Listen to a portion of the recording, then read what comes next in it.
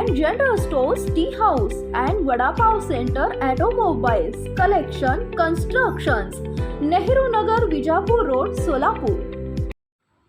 मंगळवेढा तालुक्यातील दुष्काळी भागातील गावांचा आमदार प्रणिती शिंदे यांनी केला गावभेट दौरा.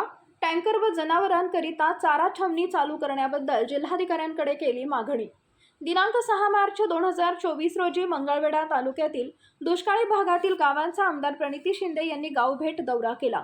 या दौऱ्यामध्ये तेथील टँकर व जनावरांकरिता चारा छावणीबाबत समस्या जाणून घेतली. या गावामध्ये टँकर व जनावरांकरता चारा छावणी चालू करण्याबद्दल आमदार प्रणिती शिंदे यांनी जिल्हाधिकाऱ्यांकडे मागणी केली. यामध्ये पाटकळ, मेटकरवाडी, खडकी, नंदेश्वर, भोसे, ममदाबाद, हुन्नूर, लोणार, पडोळकरवाडी, रेवेवाडी, मानेवाडी, हुन्नूर, मारोळी, चिक्कळगी, शिरनांदगी, रड्डे, सिद्धनेकरी, जालिहाळ, हजापूर या गावांना भेट दिली. या गावामध्ये पिण्याच्या पाण्याची व जनावरांकरता चाऱ्याची भीषण टंचाई निर्माण झाली आहे. यावेळी आमदार प्रणिती शिंदे यांनी सांगितले की सोलापूर जिल्ह्यातील एकमेव विरोधी पक्षाची आमदार आहे. आजपर्यंत इतर कोणाच्याही मतदारसंघात हस्तक्षेप केला नाही, पण मंगळवेढा तालुक्याच्या दुष्काळग्रस्तांच्या अडचणी यावेळी आमदार प्रणिती शिंदे यांच्या समोर आल्या. त्यावेळी आमदार प्रणिती शिंदे यांनी त्यांच्या पद्धतीने सोडवण्यासाठी प्रयत्न केला आणि यापुढेही करत राहणार असे सांगितले. यावेळी ज्येष्ठ नेते शिवाजीराव काळुंगे, तालुका अध्यक्ष प्रशांत साळे, नंदकुमार पवार, वकील अभिजित पाटील, मनोज येलगुलवार, विनोद भोसले, रविकिरण कोळेकर, पांडुरंग जावळे, सुरेश कोळेकर, मनोज माळी, संदीप पवार, मारुती वाकडे, पांडुरंग माळी, नाथा एवळे, तिरुपती परकी पंडला व बहुसंख्य नागरिक उपस्थित होते. आपण सगळ्यांनी माझं स्वागत केलं. आज आठवडा बाजाराकडे आले. तुम्ही सगळे खरं तर दुपारी बाजारात जाऊन भेटत नाही, पण तुम्ही सगळे आलात. त्याच्यातून दिसून येतं, कळून येतं की भावना किती तीव्र आहे. आपल्याला पाणी मिळत नाही, छावण्या मिळत नाही जनावरांना. आपल्या इथे पाण्याची योजना अजून झाली नाही. याचा त्रास अजून किती वर्ष सहन करायचा, हा सगळ्यांच्या मनात प्रश्न आहे. आमच्या अंगणवाडी सेविका, मदतनीस पण इकडे काही दिवसापूर्वी यांनी भाकरी चटणी आंदोलन केलेलं. घराच्या बाहेर वन फिरत होत्या. फक्त मानधन वाढ पाहिजे होती, ते पण त्यांना या सरकारने दिलं नाही. आज मी तुमच्या इथे का आली आहे मी तुम्हाला सांगते. मी तुमच्याकडून काय मागायला आली नाही किंवा मी तुम्हाला काही सांगायला आली नाही. मी तुम्हाला एवढंच शब्द द्यायला आले, वचन द्यायला आले की मी तुमच्या पाठीशी आहे, मी तुमच्या सोबत आहे. काही दिवसापूर्वी तुमचे सगळे 24 गावाचे सरपंच मला भेटले होते आणि या 24 गावाचा जो ज्वलंत सिंचनाचा जो प्रश्न आहे तो माझ्यापर्यंत आणला होता. आता गंमत अशी की पूर्ण सोलापूर जिल्ह्यामध्ये विरोधी पक्षाची आमदार मी एकटीच आहे. बाकी सगळे सत्ताधारी आहेत आणि सत्ताधारी बोलत नाहीत, कारण का ते बोलले की लगेच त्यांना सांगतात गप्पा बसा, सरकारच्या विरोधात बोलू नका. पण मला कसली भीती, माझ्याकडे कारखाने वगैरे काय नाहीये, मला ईडी येत नाही माझ्या मागे. मला कसली भीती, मी बोलणार म्हणजे बोलणार शासनाच्या विरोधात. आणि इकडे जर लोक तहानलेली असतील, मग महाराष्ट्रातला कोणताही जिल्हा असू दे, तर मी बोलणारच. आणि एकदा मला विषय दिला दादा की माझा जिल्हा असतो, माझी चिकाटी आहे की एकदा मला विषय दिला की तुमच्यापेक्षा जास्त मी लढून तो विषय मार्गी लावेल. हा माझा स्वभाव आहे. आता त्याचा फायदा कसा करून घ्यायचा आहे तुमच्याकडे. आणि म्हणून मी मंगळवेढ्याचा 24 गावाचा जो पाण्याचा प्रश्न आहे, आता मी हात घातला, आता मी मागे वळून बघू शकणार नाही. आता मी तो विषय हक्काने, आपल्या हक्काचं पाणी आहे तो मी सोडून घेणार म्हणजे घेणार. मला तुमच्याकडून एकच पाहिजे, माझ्या डोक्यावर छडी धरा. आशीर्वाद मागत नाहीये, छडी. कारण का छडी असलं तर एक भीती असते आणि लोकशाहीमध्ये लोकांची भीती पाहिजे. कोणत्या पंतप्रधानाची भीती नाही आहे, लोकांची भीती असायला पाहिजे. मग माणूस काम करून घे. एवढं मी तुम्हाला विनंती करते की माझ्यावर रागवा, नाराज व्हा, पण माझ्याकडून हक्काने काम करून घ्या. आणि हा विषय मतदानाचा नाहीये, पण जसं मी म्हणाली, महाराष्ट्रातल्या कोणत्याही इकडे आपण तुम्ही सगळे उपस्थित दुपारची वेळ असून सुद्धा आलात, त्याबद्दल पहिले प्रथम तुमचे मनापासून आभार मानतो. मी प्रणिती शिंदे, मी आमदार आहे सोलापूर शहर मध्य आणि शिंदे साहेबांची मुलगी. मी मंगळवेढ्याला खूपदा आली आहे, पण ह्या गावात मी पहिल्यांदा येत आहे आणि तुम्ही दुपारची वेळ असून सुद्धा माझं स्वागत केलं त्याबद्दल धन्यवाद. पण तुम्हाला माहिती आहे की काही दिवसापूर्वी मला तुमचे जे सरपंच आहेत सगळे आणि आमचे काँग्रेसचे जे नेतेगण आहेत मंगळवेढ्याचे, त्यांनी मला मिळून एक निवेदन दिलेलं की 24 गावांचा जो पाण्याचा प्रश्न आहे, दुष्काळाचा प्रश्न आहे, छावणीचा प्रश्न आहे, तो इथे कोणी मांडत नव्हतं व्यवस्थितरित्या. आणि दादा असं झालं की पूर्ण सोलापूर जिल्ह्यात सगळे सत्ताधारी आमदार आहेत, फक्त मीच एक विरोधी पक्षाची आमदार आहे. सत्ताधारी आमदार असल्यामुळे ते मागणी मांडायला घाबरतात, कारण का त्यांच्यावर हुकुमशाही आहे. पण मी काय घाबरत नाही, मला काही ईडीबीडीची भीती नाही ना, माझ्याकडे कारखाने ना सोसायटी आहे. आणि म्हणून मी बिनधास्तपणे मानते. ज्या दिवशी माझ्या हातात तो अर्ज आला त्या दिवशी मी ठरवलं की आपल्याला मंगळवेढ्याचा 24 गावांचा पाण्याचा प्रश्न असेल, सिंचनाचा प्रश्न असेल, तो मांडायचा. नाही तर माझा स्वभाव काय आहे की हा मतदारसंघ ज्याचा आहे त्याच्यात मी कशाला दखल देऊ. त्यांनी त्यांचं काम सांभाळ, मी माझा मतदारसंघ सांभाळेन. गेले 3 टर्म मला माझ्या लोकांनी निवडून दिलं, तर तिथे मी प्रश्न मांडते, कारण का माझ्याकडे कामाशिवाय दुसरं काय नाही आहे. कामाच्या आधारावरच मी आजपर्यंत इलेक्शन माझ्या मतदारसंघात लढवलं आणि माझ्या लोकांनी तिथे खंबीरपणे साथ दिली. आणि माझा स्वभाव असा आहे की माझ्याकडे कोणता विषय आला तर चिकाटीने जिद्दीने मी तो करणारच.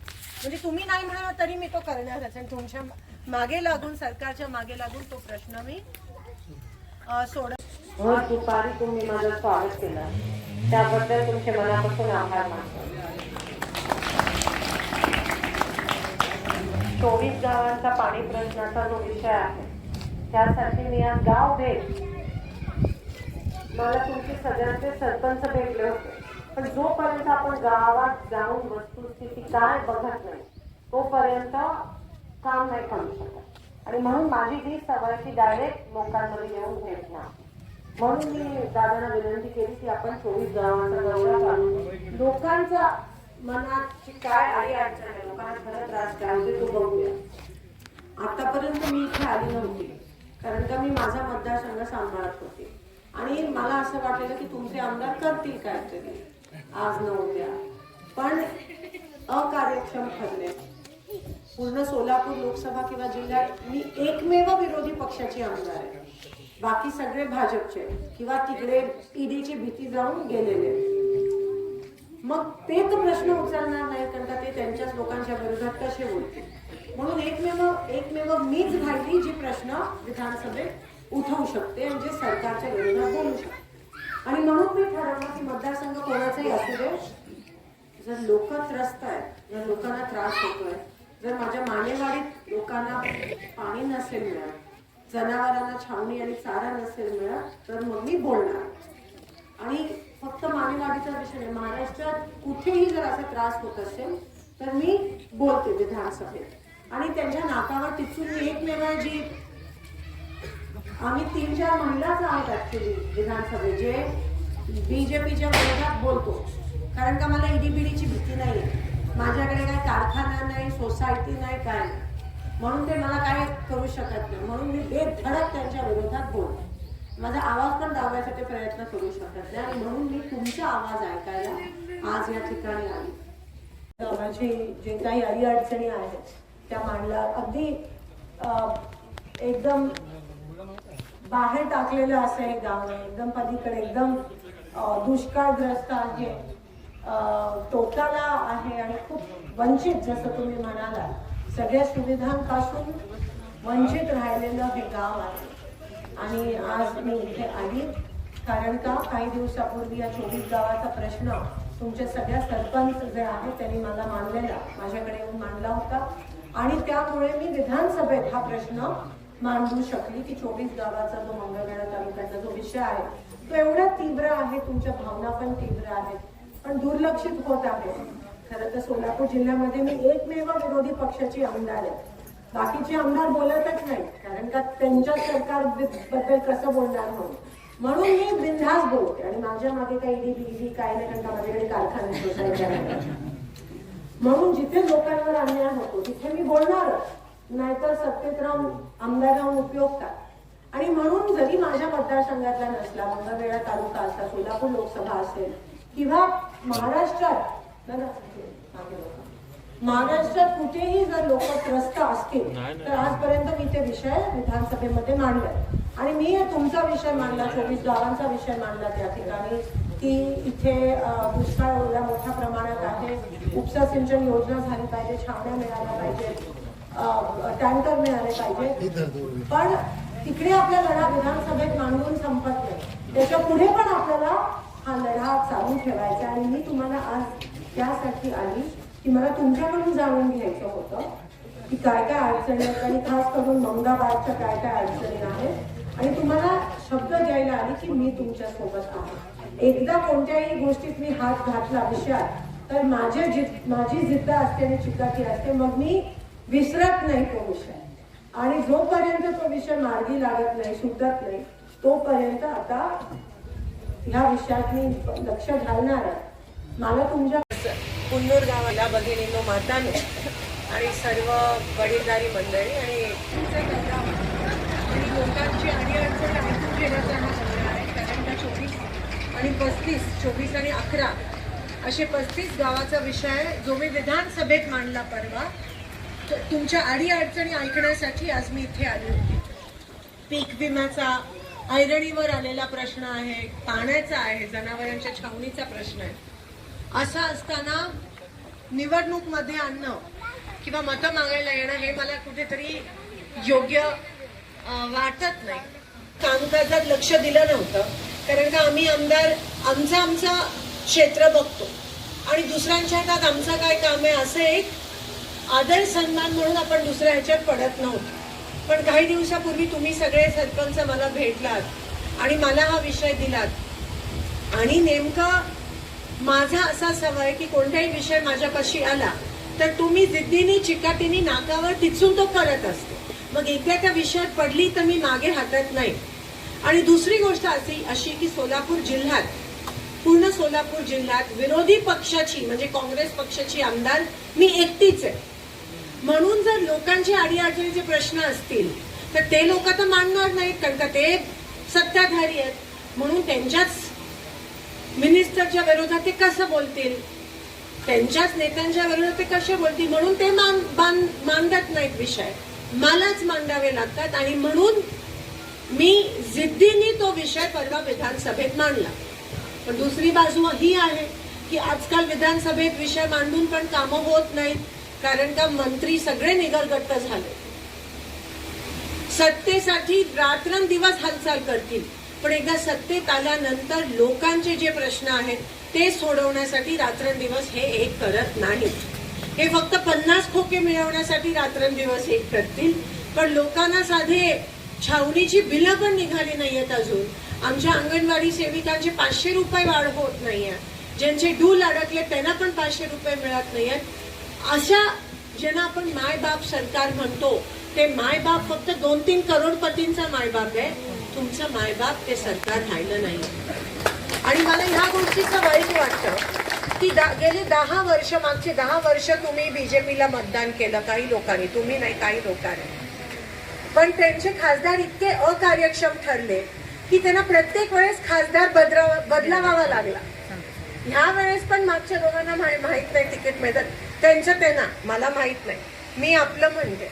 पण आता लोकांना कळून चुकलंय तुलना केल्यावर की काँग्रेस जेव्हा होतं तेव्हा कमीत कमी चारा छावणी असेल, बिलं असतील, लोड शेडिंग असेल, तुमचे डूल संजय गांधी निराधारचे पैसे असतील, हे सगळं वेळेवर तरी मिळत होतं.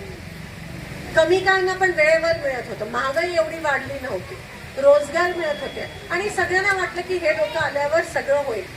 खरं तर त्यांची 10 वर्ष सत्ता फक्त महाराष्ट्रातच नाही दिल्लीत पण कोट्यावधी घोषणा करतात पैशांची, पण आपल्यापर्यंत काहीच पोचत नाही.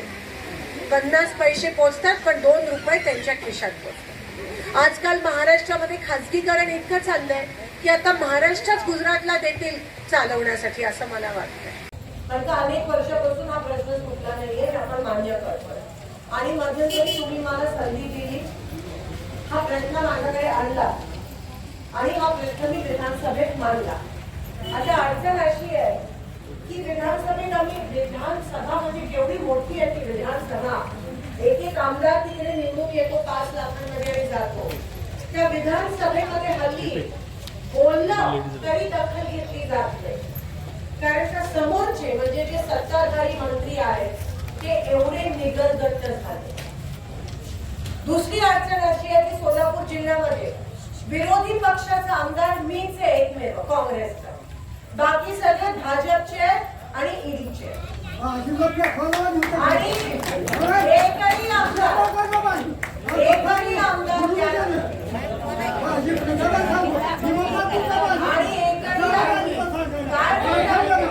की तुम्ही त्यांना त्यांची जागा दाखवू शकता एवढंच मी या ठिकाणी सांगते.